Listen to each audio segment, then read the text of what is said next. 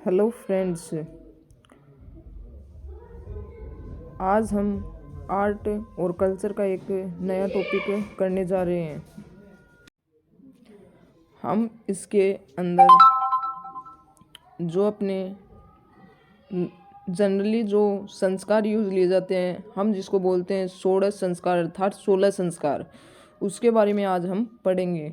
जिसके अंदर जन्म से जो स्टार्ट होते हैं, अर्थात जब बच्चे का जन्म होता है तब वह स्टार्ट होते हैं और उसके मरणोपरांत तक जो संस्कार किए जाते हैं। अर्थात हम कह सकते हैं कि मनुष्य के जन्म से लेकर मरण तक जितने संस्कार होते हैं वो कुल 16 संस्कार होते हैं। जिसके अंदर हम पहला संस्कार देखेंगे, गर्भधान संस्कार। गर्भधान संस्कार क्या होता है कि जब एक बच्चे का भ्रूण, ठीक है, जब एक बच्चे के भ्रूण की उत्पत्ति हो जाती है, ठीक है, तो उसकी कुछ क्रियाएं अर्थात उसके कुछ क्रियाएं की जाती है, ठीक है, उसे गर्भधान संस्कार कहा जाता है। मतलब भ्रूण की उत्पत्ति होने पर कुछ धार्मिक क्रियाएं की जाती है। तो मतलब भ्रूण की उत्पत्ति होती है जब एक बच्चा अपनी माँ की कोख के अंदर बनता है, उस टाइम पर कुछ धार्मिक क्रियाएं की जाती है, उसको गर्भधान संस्कार कहा जाता है। उसके बाद आता है पुष्वन, ठीक है, पुष्वन संस्कार। इसके पुष्प के लास्ट में जो वन आ रहा है, इसी से हम अनुमान लगा सकते हैं कि पुष्वन संस्कार क्या होता है। पुष्वन संस्कार का मतलब होता है कि पुत्र की प्राप्ति के लिए जंगल में जाकर या वन के अंदर जाकर देवी देवताओं की स्तुति की जाती है, अर्थात देवी देवताओं को स्मरण किया जाता है, उसको पुष्वन संस्कार कहते हैं। उसके बाद थर्ड नंबर का आता है सीमंतोन्नयन संस्कार।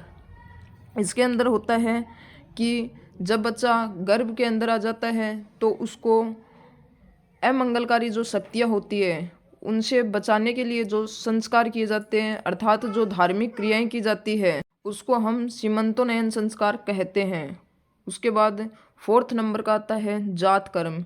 जात कर्म होता है कि शिशु के जन्म होने पर जो संस्कार किया जाता है। जात कर्म होता है कि जब बच्चे का जन्म हो जाता है, अर्थात शिशु का जन्म हो जाता है, उस टाइम पर जो संस्कार किए जाते हैं वो होते हैं जात कर्म संस्कार। उसके बाद आता है नामकरण संस्कार। नामकरण संस्कार बच्चे के जन्म के बाद 21वें दिन किए जाते हैं। फिर 6 नंबर का आता है निष्क्रमण।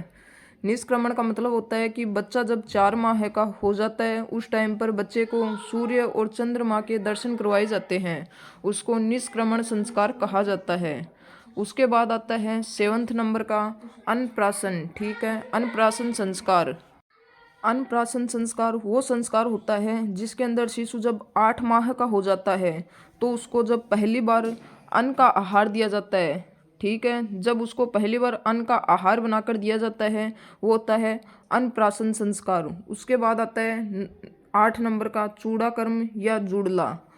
तो जो जड़ूला होता है या जो चूड़ा कर्म होता है, ठीक है, अपनी मारवाड़ी भाषा के अंदर उसको बोलते हैं कि जुड़ूला। तो जो जुड़ूला उतारा जाता है वो बच्चे के पहले वर्ष या तीसरे वर्ष में किया जाता है, ठीक है, और इसके अंदर मुंडन होता है, ठीक है, ये मुंडन का संस्कार होता है।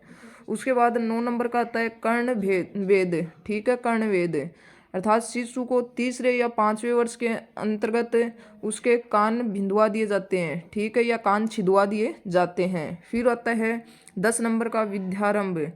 जब यानी कि शिशु को गुरु के समक्ष ले जाया जाता है और जब उसको पहली बार ज्ञान करवाया जाता है, अर्थात उसको विद्या के बारे में बताया जाता है, वह विद्यारंभ संस्कार होता है। उसके बाद 11 नंबर का आता है उपनयन संस्कार, ठीक है, उपनयन संस्कार। इसके अंदर बालक को अर्थात वह अब शिशु नहीं रहता है और वह अब ब्रह्मचर्य के जीवन को आरंभ करता है, ठीक है, और उसको गुरु के पास ले जाया जाता है। उसके बाद आता है 12 नंबर का वेदारंभ, ठीक है। इसके अंदर शिक्षा में इसको वेदों की शिक्षा दी जाती है, बच्चे को या बालक को वेदों की शिक्षा दी जाती है, उसको पठन और पाठन का अधिकार प्राप्त करता है वह। उसके बाद 13 नंबर का आता है केशांत्या गोदान, जिसके अंदर 16 वर्ष की आयु में बालक होता है, वो बाल कटवाता है अपने, ठीक है, तो उसको बोलते हैं केशांत, केश अर्थात बाल, केशांत या गोदान। फिर आता है सीमावर्तन दीक्षांत। इसके अंदर उसकी शिक्षा की प्राप्ति है वो समाप्त हो जाती है। मतलब जो उसका जीवन होता है उसके अंदर उसको जो शिक्षा का समय होता है उसका वो समाप्त हो जाता है। उसके बाद आता है 15 नंबर का विवाह है।